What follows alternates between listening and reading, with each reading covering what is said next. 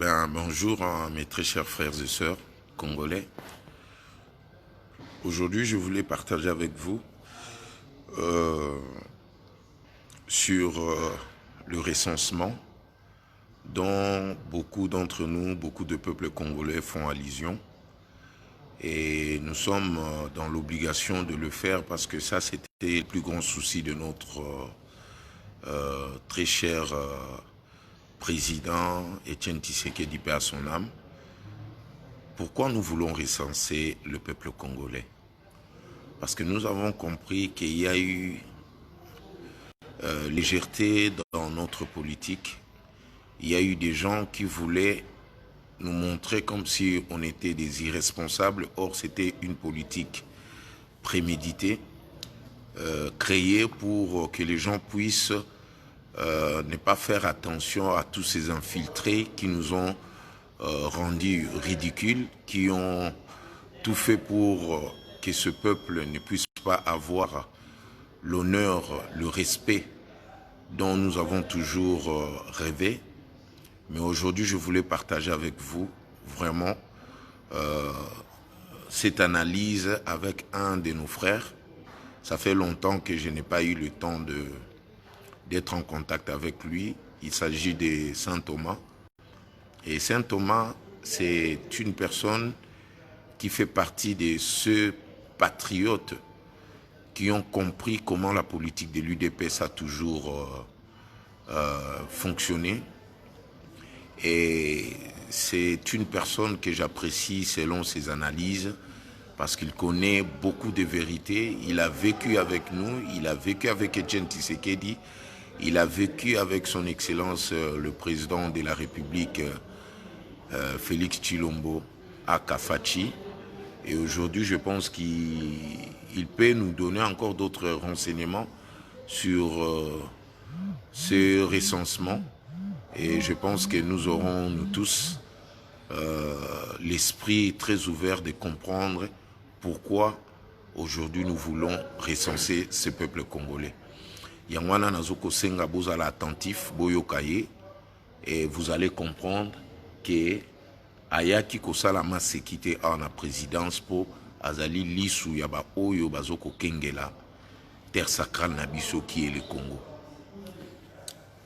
Saint Thomas soko koki kope yebisa biso pona yo pourquoi il faut tout ça la recensement. Merci beaucoup na Yom Fum Sabata, merci Penaba Landinyoso. Et surtout bah vrai patriote, bah vrai congolais oyo mutolo bakunda awa misusupe ba racine bomema on a ba pays respectifs au bozalaka kuna ezali ba deuxième patrie na bino. Donc ticket na ebisa bino ke mikolo yo oza plus important na biso ba congolais to tia na mitema na biso tozalaka nango totambolaka nango ezali devoir à domicile oyo. Le fait Etienne Tshisekedi a l'abisso l'amour du Congo et des Congolais. C'est-à-dire qu'il faut tout d'abord Mboka Nabiso RDC et puis Bisso Nabiso tout po et permettre de avancer madame. Vraiment, pour nous répondre à la question, il y a Foum Sabata, conseiller du chef en matière de culture. Nangaki Naib Sabino qui est allé recensement, est allé Elo Komoko. Il y a motuya pour Namboka na biso pour nani parce que depuis 97 il est là lo banabino vérité que les a pas citoyen banani naza congolais pena naza congolais té. Premièrement, tous on a carte d'identité té. Alors, vous vous imaginez de nos ancêtres à nos jours combien nous sommes infiltrés. Voilà pourquoi recensement est commis très important. Et non seulement toujours ça la honte que pour nous ça là tout plaisir, non. Ezaki devoir mobimba oyo ezalaki parmi l'article clé il y a accord global et inclusif où ezaki signé juste après dialogue intercongolais et parmi les deux préalables principales pour toute une élection ezaki configuré mibale création il y a armée républicaine et puis recensement et la population boyebi il y a onde sala pour cause oyo sala que le fait Etienne Tshisekedi a beau participer à l'élection en 2006 justement parce que recensement et salamakité na ba belligérant oyo après dialogue ba monaki importance lisusu ya recensement tout simplement pour bayebaki ke na kati ya ba rang na bango na kati ya ba troupe na bango na kati ya ba membre na bango ba parti politique bakotiselaki biso bapaya to ba étranger ezali secrété pour boyebi ke le deux rébellion oyo ezalaki ya ba belligérant RCD Goma y compris MLC et ezotiré ba origine nango na ba pays limitrophe ya RDC entre autres Rwanda na Uganda, d'où na kati na bango donc ba memeki na ba mallette na bango na ba service na bango na ba incorporaki beaucoup d'étrangers, c'est-à-dire que des Burundais, des Rwandais et des Ougandais, et beaucoup bazui ba poste clé na armée na administration na l'état ti na au échelon ya mboka na biso bamusukutu bakoma tina ba vice-présidence. Alors est-ce que tokotika mboka na biso yango ko eza France te oui ndima nango n'importe qui okoya changer nos nationalités comme français, mais quand même so changer nationalité na France, est-ce que il faut prétendre ou assumer ba poste nyonso ya souveraineté ndenge toza komona du pour na biso avant tokende na maponami o ezali koya vraiment recensement ezali très très important. Voilà au moins ce qui n'a qu'à répondre pour l'instant. Dans le beaucoup que bande qu'on a besoin au bazar et l'étranger va soutenir le processus. Il y a un recensement ils allaient très très important pour nous tous à la très bien identifier peu au betarato le solo que vous allez congolais. Par exemple, dans le pays, exemple moko on l'a acheté dans le pays c'est l'ande comme Maloba.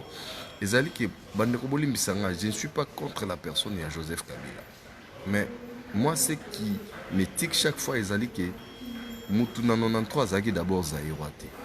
Et na 97 aye azui kombo ya Joseph Kabila akomi président na biso mbala moko akomi na passion ya Congo ya biso koleka ngai na yo batutu bandaki pasi ya Congo na makambo nyonso Congo yo mto alaka pena na carte ya liputa carte pour citoyen. Imagine toi lelo ozui dignité no wana nyonso bambi na mabele okomi koletendre mopaya wana yende au Kabila yemboka ndenge tomoni bande kona biso ba député bakeka bamboka pa na yo comme autorité morale donc tozumi be ko mboka totie na se mboka il faut banda ko vivre na imere ya mutu moko soit disant père ya démocratie en Gwanzu.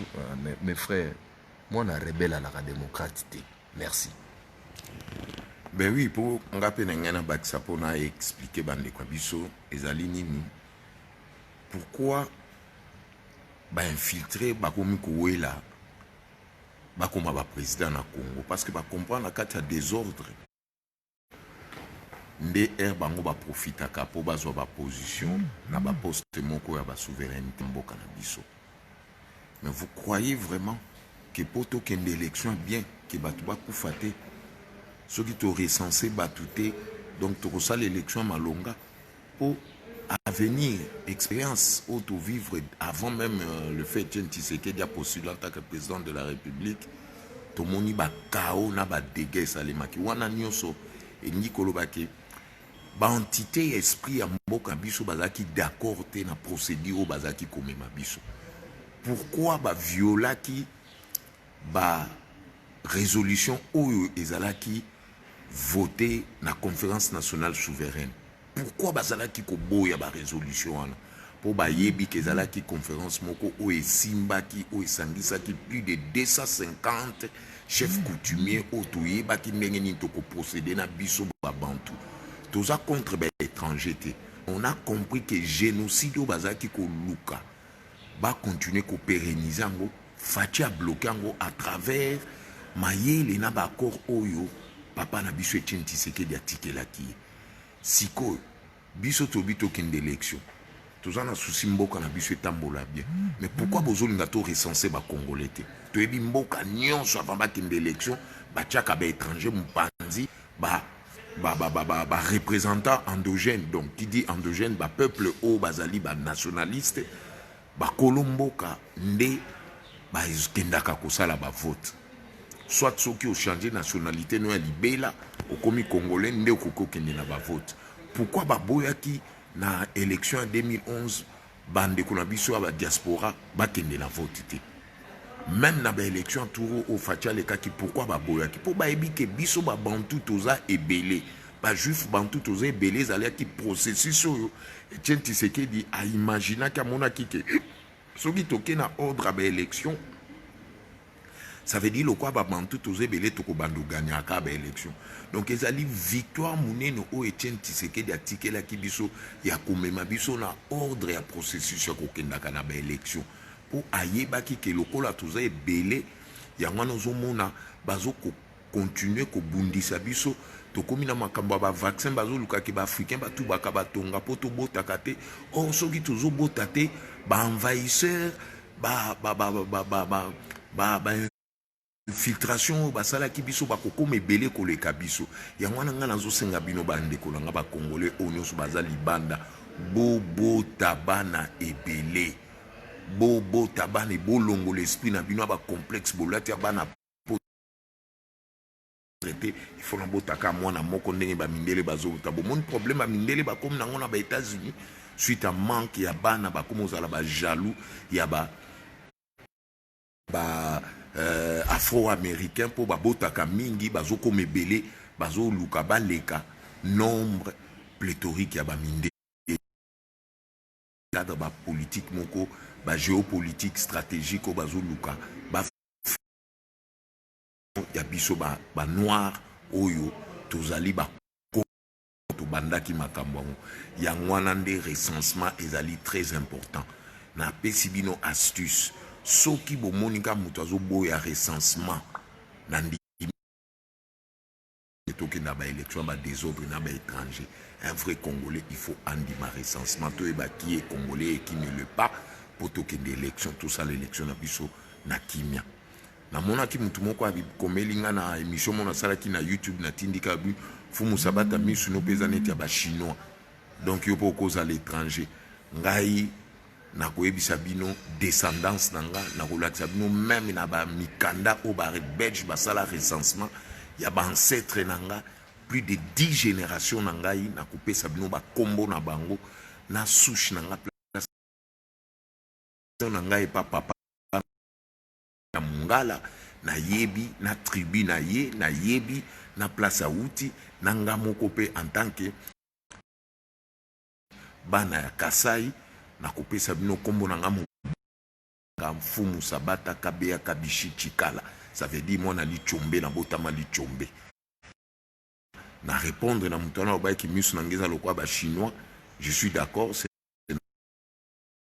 bantu na misute bayebaka bantu na ba lèvres bombé na bazolo na ye na code na ye o azali nango génétique selon mélanine na ye o ezali lié na soleil na biso yango wana nakosenga ke peuple bozala sage boyebaka ke recensement au présent azokosenga biso il faut to appuyer politique à recensement là parce que yango nde ekosala ezongisa biso na honneur na bonheur na biso otozalaki nango ndeko Saint Thomas soko za na makambo koki kobakisa bazolanda yo merci baimboka baza naza kosepela na bango puisque bazali kokota ebele bele ezali kosala biso plaisir et donc nous sommes très nécessaire na ngana bakisa ezali boye recensement ezali important déjà tous ozalaka déjà divisé na 4 zones linguistiques na mboka na biso par rapport à la langue nationale entre autres baluba bangala bakongo na baswahili mais il y a un petit problème il y a 4 langues wana selon les 4 zones linguistiques espace où ezali na centre en réalité et posera penza problème te même en terme ya recensement que ozala benda na kokoso te mais kokoso ko uta wapi kokoso ko uta na ba ndeko na biso mingi ya zone linguistique swahilophone oyo bango nde à travers bango ba rébellion mingi et ya de 97 à nos jours et na kati ya ba opération ba rébellion wana il y a eu des idées ya mabe ya ko faire déplacer ba autochtones c'est-à-dire que ba ndeko na biso propre pona kotinda bango na makasi lokola na kati ya ba pays wana et ki kuzoba population ya bango ko déporter bango pe kovandisa bango na kati ya mboka na biso. Je vous renvoie déjà beaucoup de rotala na internet puisque ngana ebisa bino makambo bokomona facilement mingi ba na Belgique boyebi ndeko na biso wechi a réalisé interview moko na kati ya Uvira na mboka oboyoka Minembwe wana a réalisé interview moko ya masse ya bandeko moko bafricain mais bandeko ya Rwanda baye ko s'installer na mboka na biso et avec à côté à l'époque gouverneur Marcel Chisambo et sur place Azerias Ruberwa oyo bazwaki grand frère na ye propre ba introniser chef coutumier ya village wana boka ba bomba bundana po Minembwe ko ma territoire. C'est-à-dire que faire déplacer une masse de personnes, venir les installer sur notre sol et puis ba komisa bango ba congolais d'une manière collective bandeko et salema wapi. Et voilà pourquoi les lobos za komona bango baza ko occuper ba fonction ya minene après.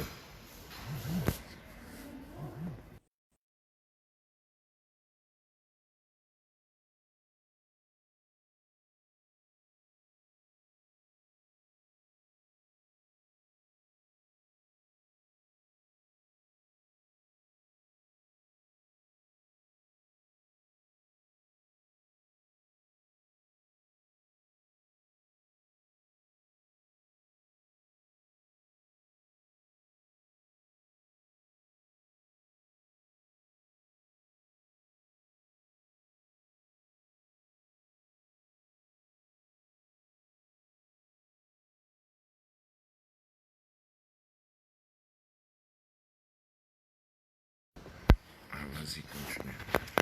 Voilà, donc on revient à notre mouton. Alors je disais que beaucoup de gens lelo ceux qui bossent les constats gouvernement et bimaki mais beaucoup de gens décoisa pour occuper fonction moko na ministère moko ya décentralisation et réforme institutionnelle.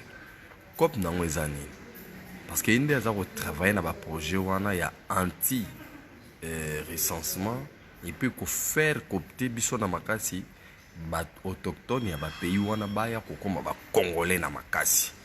Alors ce sont des questions où il faut poser la très vigilant parce que nous risquons d'avoir après recensement que excusez ba bantu bazali na bango. Donc nous risquons après recensement ba bantu bazana bango ebele mais ba kotiseli biso bato bazana bango ba bantu te bazui ba nationalité na biso pour que lobby nango bozolanda son ezali son ezongi moko muto ako répondre nga so son ezongi s'il vous plaît.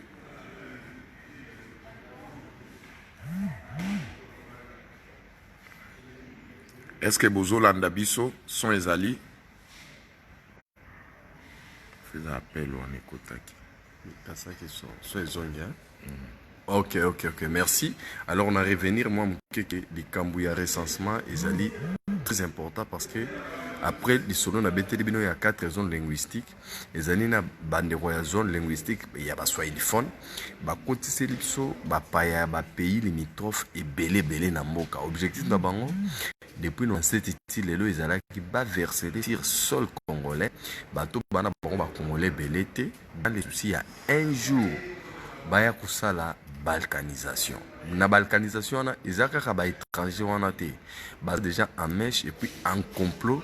Na bande qu'on a vu son propre congolais, bantou.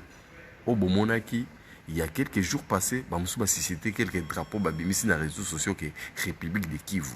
Bomonango rêve. Bomonango droit à sécurité. Il y a des officines comme ça qui travaillent des jours et nuits pour que kaka mboka na biso bakata kiteni kasi bazaki ne loko moko babosanaki. Mobutu ava kufa atikela biso unité nationale. Non seulement Mobutu atikela biso unité nationale mais souvenez-vous avant indépendance et puis juste après indépendance il y avait une culture na Congo awa bato bazaki na système au bala na bikolo et voir même ba parti politique ya ibandelo ezaki créé na RDC ezaki ba parti moko ethnique et puis tribal ndakisa naza contre bandeko nanga ba Congo te. Vous comprendrez que parti à premier président Nabso Kassavou Bozalaki Abako définition en alliance de Bakongo. Et à cette époque il y avait des trucs des partis comme ça et des associations oyo bandeko na bandeko mais c'est après 65 avec Mobutu et les Tshisekedi et les Bomboko et les Singa et consorts ba salaki politique moko ya komema pena esprit ya unité déjà donc mutu akoki kolonga aza mulu babali mungala. Mutoza Mungala, Abali Moussoaïli, Mukongo, Abali Moussoaïli, Abali Mungala, ainsi de suite. C'est ce qui a fait que les lots, sur les plans culturels et sociologiques, il nous est difficile de diviser. Parce que quand on comprend que tout ça déjà cimenté, nde baeli biso na nenga ba rébellion ku bakisela biso ba tribu bino na biso banda tokola banda bomwana bino moko boyebike boyebaki yango te puisque boyebaka te guerre ya 96 oyo lelo ememi bandeko ya AFDL na pouvoir et uta sous prétexte ya tribu moko soit déjà banyamulenge yo nanga na Congo yo yebaka no ekolo wana te ezalaka te parmi ba tribu na biso. Et qu'est-ce qui s'est passé après na kati dialogue intercongolais na constitution de régir biso bakotisa ba article moko yake soki neti bomeki kobelela bango kaka baza ba étranger babimisi trouble ba créer autonomie pe ba proclamer état. Voilà pourquoi mingi bakondana peut-être président de la République à tort na Londres le fait que balobaki ba mulenge baza bandeko na biso. Donc ce n'est pas le président qui a voulu que Banyamulenge bakoma bandeko na biso, mais ça venait na dialogue intercongolais na San City place ba congolais nyonso bazaki réunis bobi dialogue ane bandaka premier tour et Katani, deuxième tour temps ezongi. C'est comme ça que ces gens-là sont devenus des Congolais d'une manière collective kuna na San City et à travers accord global inclusif oyo constitution yaki kosalama ndekuna bango moko ba welele ba kotsa ba article moko ya ba piège ou lelo à travers IDPS na président de la République ou lelo baza ko dénicher biloko na ngombo moni que pendant qu'aucun recensement c'est comme obligatoire et kokanisa te que ceux qui to sali recensement quelques infiltrés bakoti bokazi que suka yangwana non il y aura d'autres méthodes oyo bato mayele baza tellement belé na ndeko bandeko na ba congolais na ebele bino d'ailleurs toi le seul pays au monde tout ça ba fuite de cerveau ya kosakarate parce que tout simplement avait pas d'absolu biloko ezaki organisé. Voilà pourquoi pouvoir actuel et pour réorganiser ma cambonio c'est à la normale toujours ngelana nous fier na biso et surtout que pour fier na biso na dignité na biso zonga malamu eza d'abord teba qui est congolais et qui ne l'est pas. Et beaucoup banda komona que après recensement to banda reçoit vraiment ba contestation makasi na élection et puis ma cambonio c'est une obligation normale parce que à ce moment-là bah infiltrer baza déjà détecté et puis tout réduire ma marge de manœuvre na bango. Et dans le recensement, je voudrais vraiment insister sur ça parce que la carte d'électeur au toit nango, bambria batu ba village natal na bango, au mona mutu yo moko penda bando kolo yebaka ke village na bino natal yaka tel, territoire na bino yaki tel. Mais au mona penda yo moko oyena papa na yo, wa yebi wa bota wa salelio, ba identité non na papier, au komi na moment enrôlement, au PC yango moni ekoti na machine bazo ba programme kuna ya bango ba créer ya fictif ya lukuta ba village ya lukuta yo taka na village no komo nango par exemple Kimbombi o moni komi Kwaba o Kwaba bino moko botela ta na village no Kwaba kombo ezalakati. Donc nous a créé des trucs comme ça, c'est ce qui apparaît maintenant que ba congolais bino moni ba tourner ba identité ne mingi to ebi na biso ngote. C'était tout simplement ba effacer sur ba trace d'origine na biso. Or yo vandaka même na mboka mindele o moni mundele azotangelo les solos ya arbre généalogique naïe. Vous comprenez? Or, il est difficile les lots, même aux anapoto, même beaucoup de Kinois ici, ce qu'on tourne à meka ko détailler kaka arbre généalogique naïe, azana difficulté mingi kutu na village wa bango moko ayebya mosuté. Nzukutu ya miebeka mu Congo tout court. Muso miebeka ka muluba tout court. Muso miebeka ka muswahili tout court. Muso miebeka ka mungala tout court wa sukawana. Et ba conception déjà esprit moko ya koyoka soni ko loba d'abord mono wa mboko ya yo o loba mambo ya village na yo o lobela makambo o mona oneti kuna ba bandoki ba bato biete tout ça c'était pour nous cloisonner tous à la kaka focaliser na biloko ya bango to mona oneti nde ya bien banani basala ki biloko wana c'est l'église catholique bazala ki ko préméditer combat contre ba peuple juif ba yebike parmi biso tozali bana oyo ya liboso bazwa contact na nzambe soki mbala liboso batanga komba nzambe na mokili batanga ngo na Afrique par le peuple juif bana oyo babandi masolo na nzambe yango na catholique bayebaki que nous faisons une force tala lelo nde babundisi pouvoir a Fachi tande babundisi Tshisekedi ti lelo ba inculquer biso na kati ya mitu na biso ke bolingaka ba village na bino te po kindoke ezala kuna so ke kuna bakolia bino bino to bosundoli ba village boye koto mais ba église catholique ke et s'implanter na ba village pour baluka ba maîtriser ba esprit na biso ba yeba ndeni ba kosa ba longoli bikeko na biso nyonso ba memi on a ba poto na ba musée ba terveren ba ketcha ba bikeko kuna pour ba kata biso lien wana. Mais il est temps pour tout rétablir moralité culturelle na biso wana. Et l'UDPS soki ezalaki te na kati ya mboka oyo mboko esetekamaki. Tala niveau babundisi Tshisekedi, tala niveau babundisi Fachi, tala niveau babundisi Augustin Kabuya, tala niveau bazobundisa Jean-Marc Kabound. Bakoteli biso même tina kati ya parti ba utiliser batu na biso a parti soit disant que ba déstabiliser Kabound, ba lobake Kabound akita na cheval. Boyebi langage à cheval, mutu abimisa ka on a fils mukoko. Mais lelo ernazo sabino que malédiction mon kishezo kolanda ba otu bazo telemela IDPS pona nini po bonga ki bo trahir eloko ba trahisa kate po ngai na ebi mukishi abimela kanga to solo la kana mukishi na ebi histoire en kwembe waka bilengu po na yebi histoire a Congo nanga na ebi histoire a kananga force mystique ya Congo ezali représenter na ba jumeau mibale ya bandundu bao ba yebi histoire wana ba couper sanga raison bokanisi ke ndenge ba bomi bandeko na biso o ba uto tumba bandundu mibala ba tumbi bango par hasard ba jumeau pardon ba jumeau na biso wana ba tumbi bango par hasard na ba Congo non balinga ba sala ngo po balinga créer tribalisme contre bandeko na biso ba Congo eza crime moko bien prémédité na bateau bazali na ba occultisme ba yeba ki pourquoi ba sali crime wana mais ba yeba kango ke ba jumeau na biso wana ba vaincre bango ba fandi pembe na planète des éveils ya ba ancêtre na biso bazo continuer ko travailler biso to kolembate po to yebi ke génocide ezalaki prémédité ba préparer génocide depuis kala Rwanda ekufisi soki 4 millions soki na guerre à génocide kuna ba lobelango mona te mais Congo ekufisi plus de 20 millions de Congolais génocide moko ezoko salema silencieusement et le monde est bien au mutunyo ça se terre afandi mais bakanisi ke so ba se terre biso to kolobate parce que bana o nyonso ba kufi ba combattant o ba kufi injustement ba juif ndeko na biso to ba kufi na ba matadi na Est Congo na Kananga na Mbujima bango nyonso bazongaka yango na so bolandi bakoko na biso bien bazoyebisa biso il faut bobotaka mingi po besprit wana ekende ezongaka foto botaka bolemba kobota te totondisa Congo ba espace ezebele ba plan tout o bazoluka basala o OMS o ba vaccin contre comment on appelle ça coronavirus et tout ça. Les alibas plan à bango bazai ko préparer pour effacer le peuple juif dans l'histoire du monde. Fachi est le premier juif aza protecteur nabiso.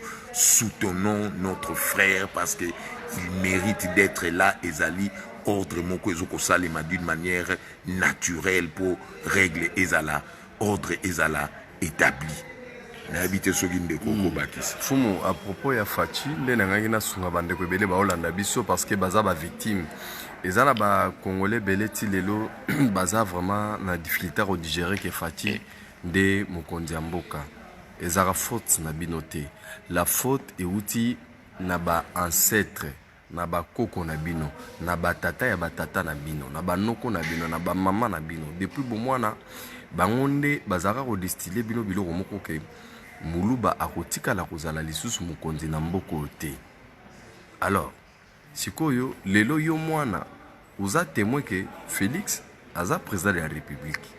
Maintenant eloko wana oyo kola na onde eza ko kanga yo pour ko admettre eloko wana ortie maintenant devant une réalité wana ndima ya ngondeko et Félix aza muluba certes mais aza président ya ba Congolais nyonso ya yo nanga na FCC a président ya Kabila aza président ya Katumbi aza président ya Fayulu aza président ya Bemba aza président ya Lamuka aza président ya INC aza président ya nyonso ezalaka na Congo ye président biloko wana nyonso tout maintenant ye azozwa bino nyonso wana ezala yo honoré ngbanda aza kozwa lokola mwana ye père de famille c'est-à-dire que aolinga bana nyonso ndenge moko na yango naza kosenga na yo ke awa eloko tozoya nango ezali ke bo comprendre ke tobanda kobeta lisolo ya Congo na ndenge ya bolingo ya Congo na ya bakongole yango nde gage ya développement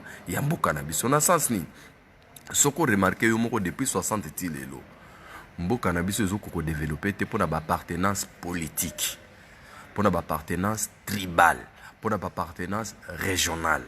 Alors on peut constater yo moko que depuis 60 ti lelo ba élite congolais oyo lelo ba dirigeant ki mboka kende vérifier na ba province na bango d'origine okuta basala eloko moko malonga te banginda bango nde bazoki mbongo tango mondela tiki ba diriger na ba Mobutu 32 za ba ina ba Kabila ba diriger tisiko na ba Joseph Bauti ko diriger mais tango zo tambola na RDC na ba province na l'intérieur ozo kutakaka que vraiment toza très sous-développé toza vraiment très sous-développé boya kana ki sasa bino mo bo constataka que ti lelo malgré bazo ba que toza na ba barrage to na ba nini mais courant ezaki kaka ezalaka kaka pasi na ville ya Kinshasa ya moko bande konanga mais ba pays o biso to pesa ba courant kata na raté parfois o to devisa ka courant. Alors bino kona intériorisera bino te pour comprendre que nous avons un petit problème où est à la base ya freinage à développement na biso ezali biso moko toinana au départ ndeko nazo biso makambu ya solo ndenge ozawana oyemie barate oyina mboka na opo oyina na bandeko na ba congolais chaque famille bakanisaka soki bazwi ba fonction na l'état to na politique surtout ba haut fonctionnaire premier pensée la famille nandeko na bango akomi na place ezali ke turo to sala pona famille na biso pe to bima libanda to kende to iba mbongo à l'état culture wana nde to yena ngosiko pour to bannir. Alors pour ko bannir culture wana esengi to linga mboka pe to linga parce que même so to lire c'est mais que to ibani biso so ba congolais que to ba congolais et que yo ba relation na ba mesh na ba étranger yaka toujours déstabiliser mboka soko zo tika ngote omoni kata oza congolais oza vraiment na bolingo mboka te pour toza na bango ebele.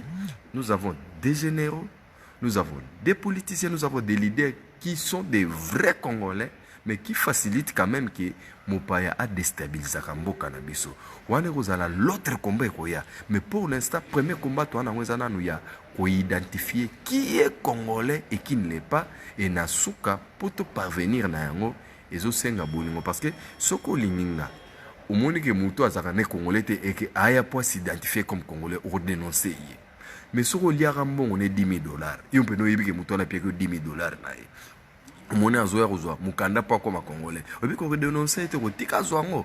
Nous avons cet esprit-là, beaucoup de Congolais. Toi, est-ce que est-ce que si on tape sur $10,000 pour te fleuve du Congo, côté ka fleuve du Congo na $10,000. Barote kana Bissau, nazo pe sabino exemple la moto yo paix à son âme. Il était un vrai Congolais, un vrai fils du pays. Je cite Mosé Laurent Désiré Kabila, mais il a vendu ce pays sur place à Wana Congo. Souvenez-vous de Tien Tshisekedi, accueilli Komona Laurent Désiré Kabila. Il s'est retrouvé en face de Gracias Bouguer na bizima karaba yebisa ke yebisa biso biloko ninyo so yo ngo yebisa ye. Ya lobi bino no yebisa bino nini. Maintenant ba tchela ki était Tshisekedi micro lobaki nini. Je suis venu voir mon frère et je l'ai trouvé avec les jeunes gens que je ne connais pas. Et son souci est que bande ko basungi biso na guerre tout futa bango facture bakende. Vous connaissez encore la réponse de Moussa à l'époque? Il avait dit ceci, il n'y a aucun étranger ici. Ils sont tous des Congolais. C'était la réponse, c'est comme ça on va un pays. Et plus pire, Ara renommé James Kabarebe, chef d'état-major général, n'oubliez pas. C'est lui qui a détruit même notre armée, nos services de sécurité. Et Bizimakara à l'époque était ministre des Affaires étrangères. Il a détruit notre diplomatie. Bakeina Oni ba créé ba lobbying ya ko déstabiliser Congo. Ti lelo génocide boyo kakabati la kama makele l'été et za babazo bango batika tika na Oni. Ah, ya chichi. Wana nyonso ya chichi aza salaka. Ya chichi aza salango kaka pona bolingo na biso. Voilà. Na Congo na ye. Ya chichi place azali na habité soki mutu akena ko visiter mutu place azali mbenga na sina kende ko visiter na latisa e couronne ya kibonzambe tala mutu azako mona déjà zo protéger biso na ba façon nyonso ba danger to azoko leka ya butu na moi rien que pona à rétablir ordre ya ba juif bantu bazwa bonheur na honneur na bango yango wana na kosenga bino bandeko na ngai bobosana ba ancêtre na bino te, bobosana minoko ya mboka te, parce que yango nde eza code oyo eza lié na réalité ya culture ancestrale na biso. Boyekolisa bana minoko ya mboka, bolingisa bango Congo, bolakisaka bango carte ya Congo, bayebaka 4 coins ya Congo ndenge nini ezali, place monguna kokota bayeba ndeni bakoko bloke ye. Botika ba complexe ya poto, mukishi muntu azoko travailler wana eza ya solo vraiment na sepeli mingi ero rappeler nga mukishi muntu Jacobs Kongolo Kabe ya vraiment eza esengo mingi na kosenga bino bo partager vidéo oyo s'il vous plaît erbozo landango partager ça parce que comme na moment to lobanaka vérité bango balingi baloba vérité ke tozo luka to boma bango selon ba vérité na bango lokuta biso pe photo loba vérité pour tozaka na Congo tozana mboka mususu te. Sans Fachi en ce moment solution ezate. Président Fachi azoko bunda ba menace azozwa butu ba tentative ba poison bazo tenter nyonso bazo salaka po balongola mutu na biso po bango ba récupérer biso ba konza biso to lembi génocide yango toko dénoncer génocide yango kaka na biso moko jamais mopaya uta libanda dénoncer génocide. Chadar ya bomi plus de 700 000 Congolais na kananga bakundi batu balingi kaka ba intimida kabino. Chadar azo ose koloba ke non bakoki intimider biso te tokokomisa mboko kao. Chadar aza Congolais to banda sko ko bimisa bino sko na poasa po na ebi bango nyonso y compris ba journaliste y compris ba politicien biso toza ba homme d'état biso toza kana casquette politique te parce que homme d'état azali muto ebi ko défendre état na ye. Mais bango bazo wela kaka 2023 ba kende élection sans recensement, sans tout ordre, sans tout conscientiser peuple to kende ka élection na désordre pour ba meka ko gagner na eloko chance eloko pamba. Mais boye baka Fachi lobaki ki plus question makambo chance eloko pamba. Il est temps que ba bantu bozwa conscience botika kokoya kana ba émotion na ba sentiment ya bato ba ekoli ba dialecte na biso ba leka ka balobaki baza ba congolais po ba koma ba ayant droit. Les vrais ayant droit ezali biso o tozali na ba ethnie na biso tozana ba tribu na biso tozana culture na biso na ba coutume na biso o il faut to défendre. Yango na kosenga bino bozwa maele bozala sage na sengi bino bo partager vidéo oyo po nazo salango na rotonde na se a rotonde place Lumumba asalaki déclaration indépendance nazali na rotonde o ebi rotonde na des places na fandi na 6 mois repos nanga nazo se préparer pour na continuer nazo na bureau pour na sala musala nazo senga bino bolingana mingi na ebité Saint Thomas oza na message mususu pour faire passer au lobby la bande ko na biso te on a la bref ça dit que très bref même bandeko en dehors ya makambo recensement boyeba ke basi ba infiltré biso depuis longtemps au monaki musée na suka lobaki afdel ezali conglomérat des aventuriers, c'est-à-dire quoi? Non seulement ils nous ont infiltrés dans tous les niveaux, mais infiltré biso ce côté na ba tribu mikolo bamsu bazu ba kombo ya bandeko na biso ya baluba ya bato bandundu ainsi de suite bazo déjà partout. Je vais vous aider hein boyebi M23 bokaki sultani makenga na ezaka kombo bakasai Rwanda ya sa yango bongo atambola nango. Donc faut côté faut poser vraiment très vigilant. En plus nangana bakisa na o etali mokonzi mboka Félix Antoine Tshilombo Tshisekedi lokwa toza la démocratie na koki ko imposer bino nyonso bolinga ete nous sommes en démocratie vraiment c'est impossible d'imposer bino nyonso bolinga e mais nangana na ebisa yo mtu ozela raliwa na e na lobi na okeno peine perdue parce que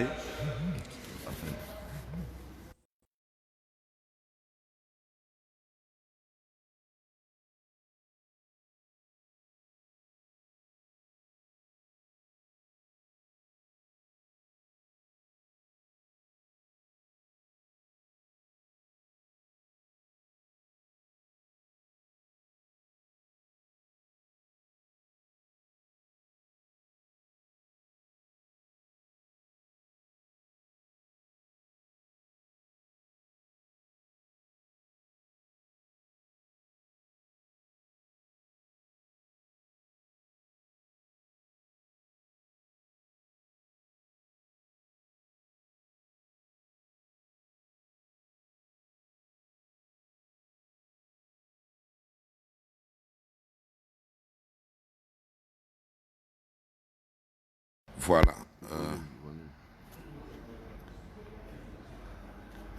Ok. J'ai conclu. Donc, beau rêver la binoté, nous sommes parmi les rares personnes Oyo. Nzambe à travers Basagne Bele, Batindara déjà message que Félix Antoine Chilombo Tshisekedi Mouta Kamamboka. Babiso Tomona na 2017 tu annoncé yango déjà. En dehors ya Babiso Boyoka ba prophète Bele dans le monde, même localement Banosa. Il a une mission. Cette mission là, Aza sous sécurité ya Nzambe. Ya yote. Ezongi. Son Ezongi. Bon, ça la biso sin ceux qui sont Ezongi, s'il vous plaît.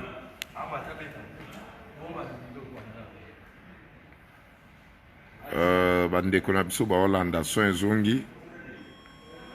Ok, c'est bon. Merci. Voilà.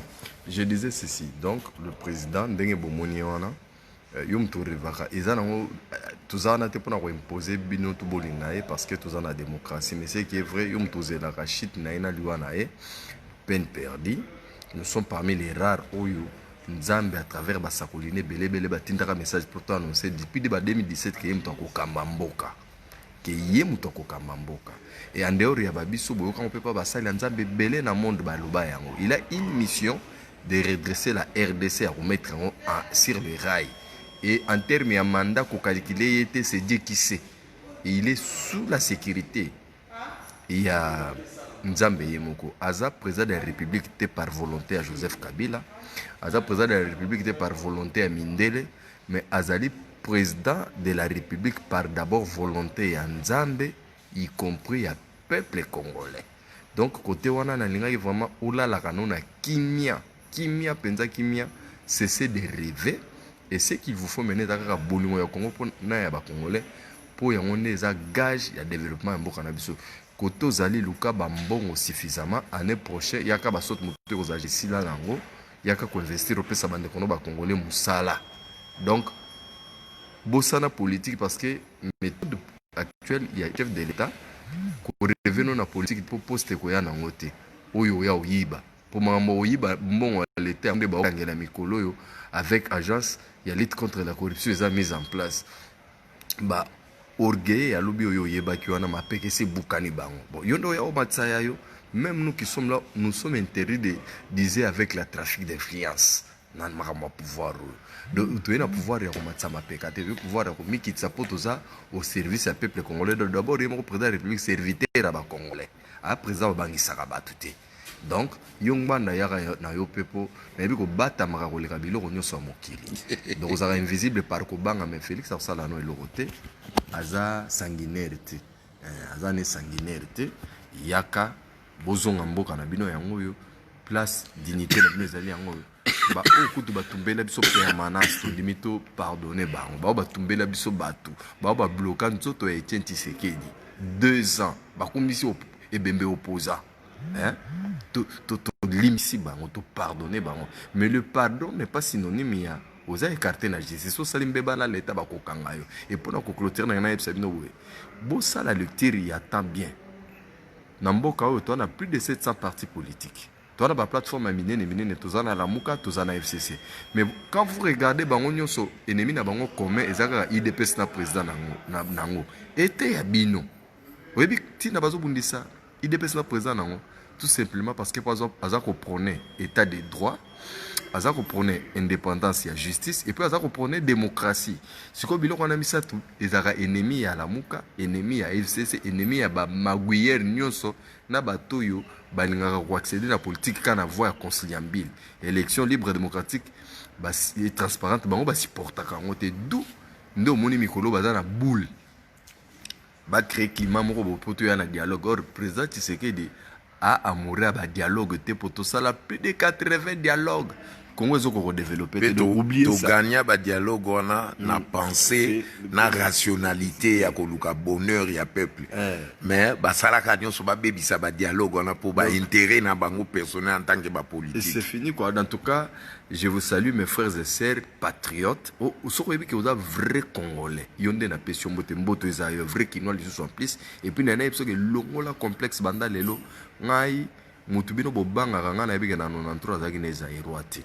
Si on a comme un bangi sarabine, est-ce qu'on a une carte pour citoyen à Zaïrois, et les lobes, c'est un vrai Zaïrois. Ce que yo étranger à 97, à Zara 93 à Tanzanie, na Kombo Mususu, les loyo au bangi sayo. Et beau imiter Boulia, et tu dans le bagui nabino, n'aie pas peur. Yo zana poto banga kabila. Kana kini na obanga ete yo banga eta degré na sekaka yo. Biso totalement ça bagarde ko to libre. Donc yo peut obanga te yaka. Alors je vous dis bien et puis na saluer le conseil du chef et grâce à lui des bomoni biso na que pour les là cas déjà biso nos position na dio na biso mi balé ya on lelo et moi senga ki pene no to sepeli c'est nous je crois que sepeli. Check ça. La victoire est à nous avec Dieu. Voilà, là ça faisait partie de l'enseignement de l'ordre avec mon très cher frère Saint Thomas. Et je vous demanderai toujours de garder votre silence et apaisement. Il faut voir comment est-ce que le signe du temps évolue. Parce que la sélection est en train de se faire d'une manière naturelle. Et cette sélection, elle est bien gérée par les grands Mukishidoms, le grand enseignant de la démocratie, enseignant de la spiritualité, l'homme qui a défié le temps et l'espace. Ce n'est que Etienne Tshisekedi Mulumba, mon père, mon grand messie de tous les temps, parce qu'à part lui, il n'y a pas un autre messie politique que j'ai connu. Et je continue toujours à rester en contact avec lui, parce que quand je sens qu'il y a un blocage quelque part, na vénérakae, na sengaka intervention naï, et c'est comme ça il m'a toujours inspiré en tant que digne fils, na occupé kotika, président na bisoté, Asala Bitumbana, Yemoko, pour je suis le petit frère de notre président Fachi, pour na yebi souci na ezali pour na bonheur na biso, et je ne peux jamais le lâcher et je ne peux jamais le trahir.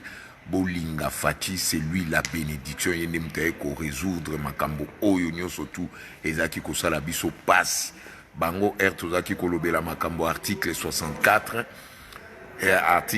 article 70 bazao ko lobela biso bazao kango elengi mais biso to komo lobela article 70 bango ba komi ko lela baloba ko non élection faut seulement 2023 soit ça limité to bimisa peuple libanda ba bimisa peuple libanda total soki bango bazana ba descendre Mukishi pour na moment oyo muto ko contourner volonté wana Mukishi te po yene mutazo ko gérer azoko gérer système nyonso ndenge esengeli na sengi bino merci mingi na lingi bino mingi bolinga Congo bolinga notre pays pour yango des acteurs sacrales na biso. Ce n'est qu'avec le Congo que nous pouvons faire des merveilles. Des gros bisous, respect à tous les Congolais qui soutiennent le recensement, et je vous aime Nakobo Sanabinote parce que vous faites partie, il y a ADN Nanga, vous faites partie, il y a Makila Nanga, il n'a aucun lâché Binote, je serai là toujours pour vous dire la vérité, pour unis à jamais. Vive le Congo, vive les Mukishidoms, vive le président Fachi, que le Congo soit béni. C'est grâce à Mukishi, Ndelelo, tozu vérité nabiso, botika la toujours na ordre et à principe wana, victoire et Zananabino, Martino, MT Mokonzi, José Kalombo, je vous aime beaucoup.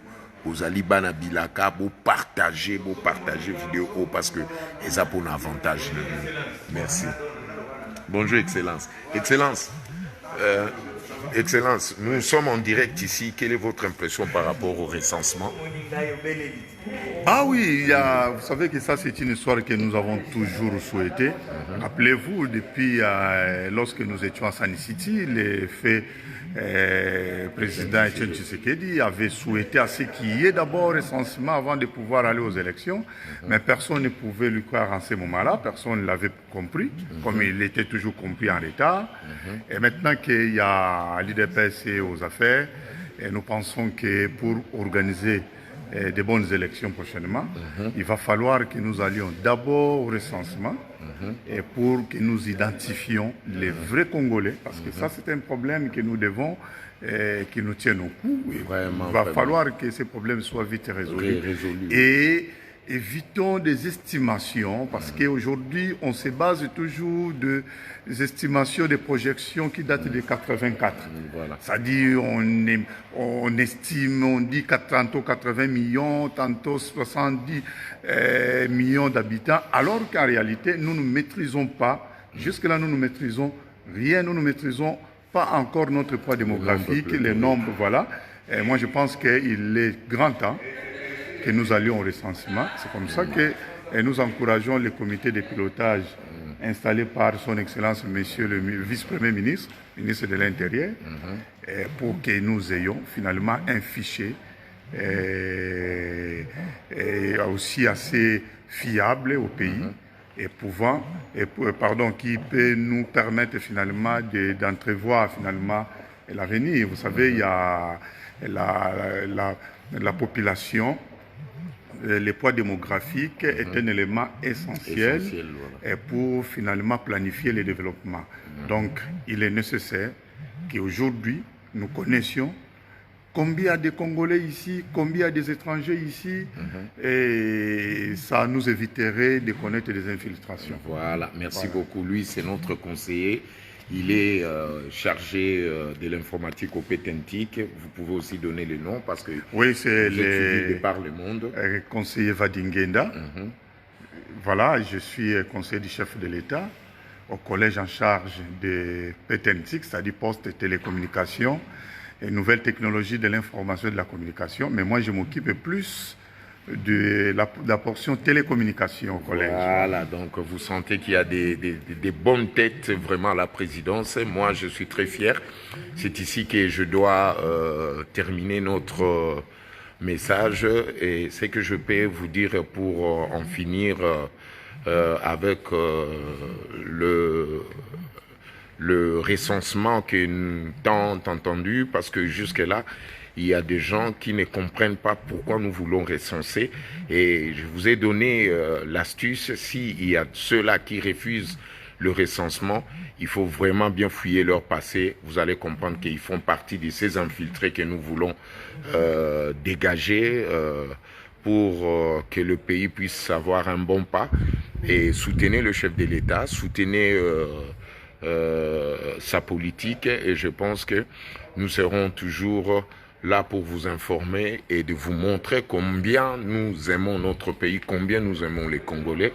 Et c'est ainsi que nous devons activer notre esprit patriotique, notre nationalisme. Et avec ça, je pense que le peuple congolais se retrouvera, le peuple congolais va retrouver sa dignité.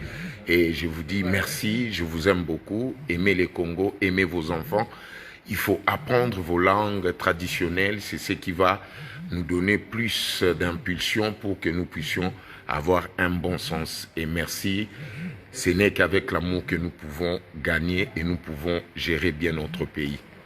Peace and love, des gros bisous.